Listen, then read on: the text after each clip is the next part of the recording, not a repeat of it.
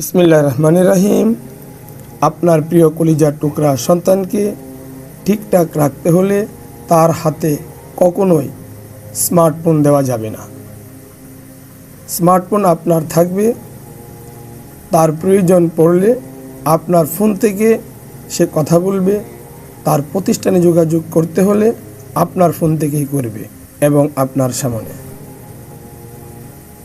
তাকে কোনো অবস্থাতেই স্মার্টফোনের পাসওয়ার্ড দেওয়া যাবে না এবং খালি বাসায় স্মার্টফোন রেখে যাওয়া যাবে না। আপনার সন্তানকে মানুষের মতো মানুষ করতে হলে তাকে দোকানে বা বাজারে পাঠানো যাবে না। যদি প্রয়োজন হয় আপনি সাথে নিয়ে যাবেন, অথবা আপনি নিজ দায়িত্বে তার প্রয়োজনীয় সব জিনিসগুলো কিনে দেবেন এবং তাকে কোনো নগদ অর্থ দেওয়া যাবে না।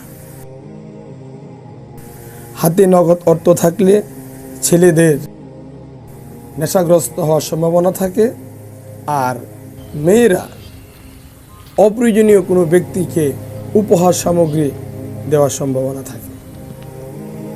তাই আমাদের সবাইকে সচেতন হওয়া উচিত। আল্লাহ রাব্বুল আলামিন আমাদেরকে সঠিক বুঝ দান করুন। আমিন।